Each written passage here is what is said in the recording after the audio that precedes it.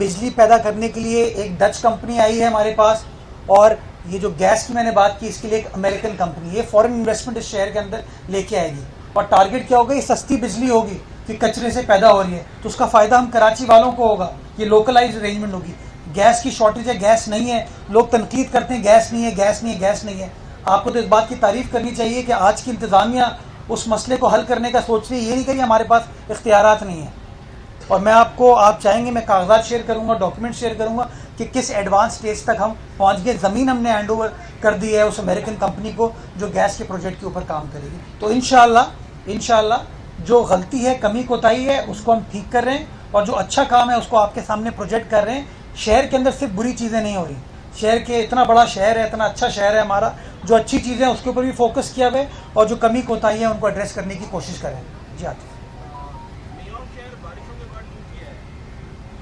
मैंने इस्तीफ़ा भिजवा दिया है वहाँ। कराची में भी इस तरह की सूरत-ए-हाल करीब सहाफ़ी से मेरी बात हुई, पाकिस्तान के साथ साफ़ी है, मैंने कहा कि आप तो 10वीं मरतबा अपना कराची डुबो चुके हैं बहैसियत सहाफ़ी। न्यूयॉर्क में भी इस तरह की सूरत-ए-हाल है, कराची में भी इस तरह की सूरत-ए-हाल होती है। तो ये जो तेज़ तनकीद और तेज़ तरक्की वाला फार्मूला है, ये कब तक चलेगा? ये मामला खत्म होगा, ये चलता रहेगा? देखें, इस वक्त एक तज़ाद है, तेज़ तज़ाद भी होता है। एक तरक्की की साइड है, एक तनकीद की साइड है। मैं अपने आप को तरक्की की साइड पे रखना चाहता हूँ, मैं अपने आप को मुस्बित कामों की साइड पर रखना चाहता हूँ। बाकी दूसरे लोग जो रोज़ बैठते हैं और प्रेस कॉन्फ्रेंस में मायूसी को फ़रोग़ देते हैं ना, मैं उसके ऊपर फोकस नहीं करना चाहता। देखें, इस शहर के इंफ्रास्ट्रक्चर को जो मसाइल दरपेश हैं वो आपके सामने हैं, लेकिन हम उन मसाइल के ऊपर फोकस करते हैं। आप इस बात के गवाह हैं कि नागिन चौरंगी का क्या हाल होता था, 2020 में क्या हाल हुआ था, 2022 में कुछ नहीं हुआ वहाँ पे, 2023 की बारिशों में भी पानी नहीं खड़ा हुआ। ये हमने काम किया, केडीए चौरंगी के ऊपर काम किया। गुलिस्तान ज़फ़र सोसाइटी डूब जाती थी, 2020 में डूब गई थी, लोगों के घरों के अंदर 5-5 फीट पानी था। अब की बार 2022 में भी, 2023 में वो चीज़ नहीं हुई। चुंदरीगढ़ रोड टावर के ऊपर पानी खड़ा होता था। अभी हम चिड़ियाघर आ रहे थे तो रास्ते में, आपको पता है जो पुलिस का गार्डन हेडक्वार्टर है वो रोड बंद है। क्यों? वहाँ पे नाले पे हम काम कर रहे हैं ना। तो अब ये लोगों के ऊपर है कि लोग क्या कहें। मैं बार बार कहता हूँ कि हमारे ऊपर है कि हम क्या कहें कि ग्लास आधा भरा हुआ है या ग्लास आधा खाली है। मैं पॉजिटिव माइंडसेट का आदमी हूँ, मैं हमेशा कोशिश करता हूँ कि ये कहूँ कि ग्लास आधा भरा हुआ है और जो खाली है उसको भरने की कोशिश कर रहे हैं, बेहतरी लाने की कोशिश कर रहे हैं। मैं खड़े होकर ये नहीं कहता कि पानी की माफिया है, मैं खड़े हो आपको ये ऐलान करता हूँ कि पानी की माफिया के खिलाफ कार्रवाई करेंगे, और कार्रवाई करके दिखाते हैं हम कि वो कार्रवाई होते हुए नज़र आ रही है। मैं ये नहीं कहता मेरे पास इख्तियारात नहीं है, मैं जाता हूँ, मेरा वाटर बोर्ड का अमला हो, मेरी पुलिस हो, मेरी रेंजर्स हो, तीनों के तीनों यक जुबान होके कार्रवाई करें, और कार्रवाई होते हुए नज़र आ रही है। और इस वक्त कुछ जगह ऐसी हैं जहाँ पर पानी का बड़ा शॉर्टेज थी, लेकिन आज अल्हम्दुलिल्लाह उन कार्रवाइयों की वजह से वो शॉर्टेज ख़त्म हो गई है। तो ये लोगों को समझने की ज़रूरत है, लेकिन हम वो बस तंज में फंसे रहते हैं ना कि वो बारिश होती है तो पानी आता है। तो अभी अगर मेयर न्यूयॉर्क का कहेगा ना ये कि भाई water will come when it rains like that, आप 250 ml के ग्लास के अंदर 500 ml पानी डालोगे तो पानी स्पिल ओवर होगा ना, तो आपकी जो कैपेसिटी है उससे ज़्यादा बारिश हो जाएगी, तो पानी बाहर आएगा। इस पर तंज करने की ज़रूरत नहीं है। इसके ऊपर एक्चुअली दो रास्ते हैं आपको, या तो आप नालों की विड्थ को बढ़ा दें, या आप पानी को मेक श्योर करें कि नाले चलते रहें, कुछ देर में पानी निकल जाएगा। और आपने देखा 2020 में भी हमने पानी निकाला, 2022 में भी पानी निकाला, 2023 में पानी निकाला, और इन तमाम कामों की वजह से वो जो तनकीद करने वाले हैं ना, उनका भी पानी निकल रहा है।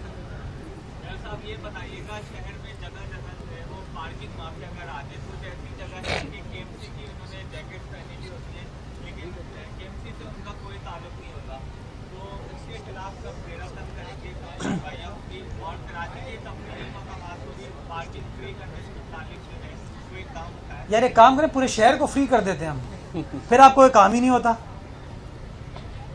आप फ्री में नौकरी करोगे?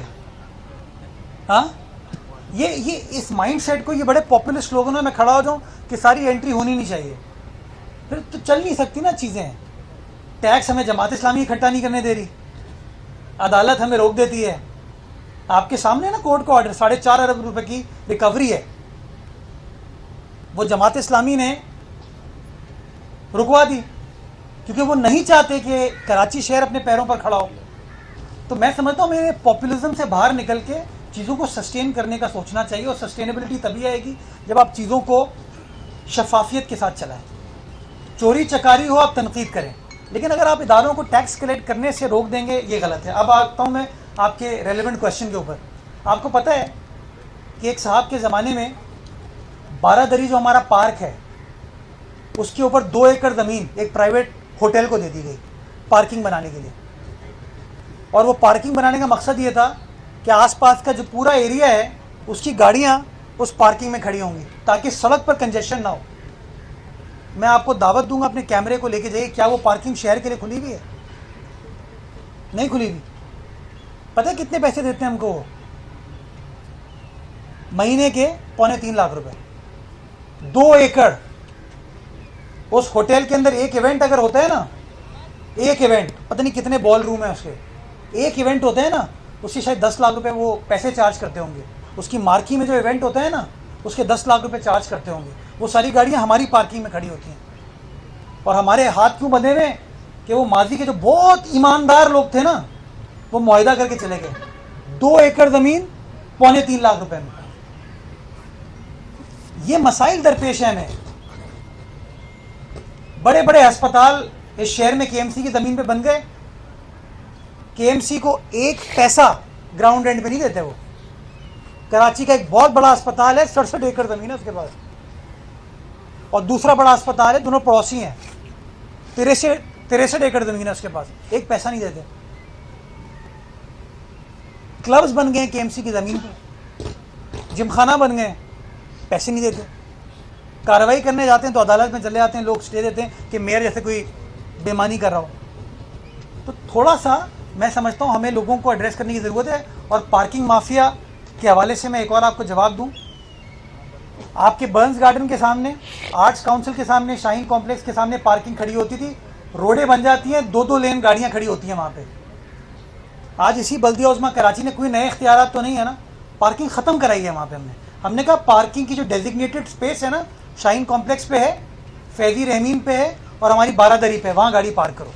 हम रोड पे गाड़ी पार्क नहीं करने देंगे। और आज आपको वहाँ पे वो ट्रायंगल क्लियर नज़र आता है, वरना अमूमी तौर पर लोग वहाँ पर फंस जाते थे। इसी तरीके से पीआईडीसी पर जाना दुश्वार था दिन के टाइम पे। क्यों? क्योंकि गाड़ियाँ खड़ी होती थी, वहाँ पे ठेले लगे हुए थे। तो वो हमने वहाँ पे पार्किंग ख़त्म कराई, तो वहाँ पे अगेन तनकीद शुरू हो गई कि मुतबादिल दिया नहीं जाता और आप पार्किंग ख़त्म कर रहे हैं। मुतबादिल है, 12 दरी में जगह अवेलेबल है। तो मैं चाहता हूँ कि जो हम पाकिस्तान के बाहर की मिसालें देते हैं ना, उनको हमें पाकिस्तान में भी अप्लाई करने की ज़रूरत है। जो रूल्स को हम फॉलो करते हैं ना पाकिस्तान से बाहर जाके, उन्हीं रूल्स को हमें अपने शहर में फॉलो करने की ज़रूरत है, तभी हमारे मामला ठीक हो पाएंगे। कराची की इंतज़ामिया चाहती है कि शफाफ तरीके से काम किया जाए। जो भी माफिया है उस माफिया को हम नहीं चलने देंगे, क्योंकि हम माफिया का हिस्सा नहीं है। पीपल्स पार्टी क्लैरिटी के साथ इस शहर की खिदमत करना चाहती है, मामला को बेहतर बनाना चाहती है। हम उन लोगों में से नहीं हैं जिन्होंने नालों के ऊपर चाइना कटिंग कर दी, जिन्होंने पार्किंग के ऊपर चाइना कटिंग, पार्क के ऊपर चाइना कटिंग कर दी। हम उन लोगों में से नहीं हैं जिन्होंने सेवरेज ट्रीटमेंट प्लांट के ऊपर चाइना कटिंग कर दी। हम वो लोग हैं जो मामला को हल करना चाहते हैं, चीज़ों को रिजॉल्व करना चाहते हैं, अपने आने वाली नस्लों के लिए एक बेहतर कराची इंशाल्लाह छोड़ के जाना चाहते हैं।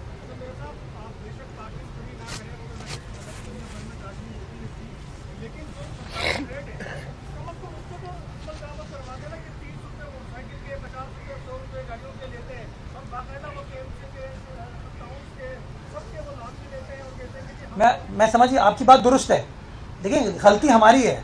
मैं डबल पार्किंग क्यों करता हूँ?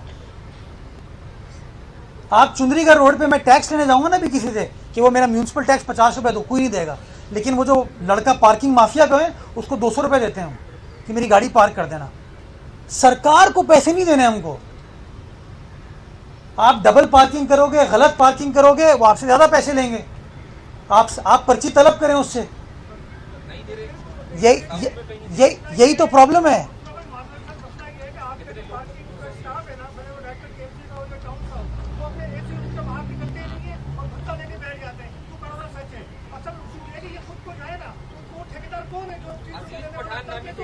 अच्छा मुझे बताइए, मैं आपसे अभी ज़बरदस्ती 100, 1 मिनट रुकिए ना, 1 मिनट रुकिए। मैं आपसे ज़बरदस्ती 100 रुपये ले सकता हूँ? मुझे 1 मिनट होगा ना, बट आप, अरे बाबा आप साफ़ी हो, मुझे पता है। अच्छा 1 मिनट रुको, पहली बात तो ये इस कॉन्सेप्ट को दूर करेंगे, सहाफ़ी आम आदमी नहीं है, सियासतदान आम आदमी नहीं है, वकील आम आदमी नहीं है, डॉक्टर आम आदमी नहीं, हम सब आम आदमी हैं। ये क्या प्रिविलेजेस बनाएंगे हमने यार? आम आदमी हर शख्स को, यार मैं अगर पेमेंट कर रहा हूँ मैं उसकी रसीद दूँ। मैं खुद गलती करता हूँ, मैं कहता हूँ मेरी गाड़ी मेरे दफ्तर के सामने खड़ी करो, मेरी दुकान के सामने खड़ी करो, बेशक डबल पार्किंग हो। आप अभी मेरे साथ चलें जो खालिद बिन वलीद रोड पे डबल ट्रिपल पार्किंग लोगों ने की हुई है, नहीं की हुई है? आप अभी चलिए लकी स्टार, की हुई है नहीं की हुई है? कहीं पे केएमसी का एरिया, कहीं टाउन का एरिया, कहीं कंटोनमेंट का एरिया। हम शहरियों को भी थोड़ा सा सोचना चाहिए। कोई ज़बरदस्ती आपसे पैसे नहीं ले सकता। आप अगर पैसे दे रहे हैं, आप उसको बताएं भाई मुझे रसीद दें, पर्ची दें। और कोई जिस तरह अभी वजाहत ने कहा मारते पीटते हैं, मुझे कंप्लेन है, मैं FIR कटाऊंगा। पिछले दिनों एक शहरी ने वहाँ पे रोकने की कोशिश की, अभी एक हफ्ते पहले की बात है, तो तस्वीर भी किया, मारा भी, उसके बाद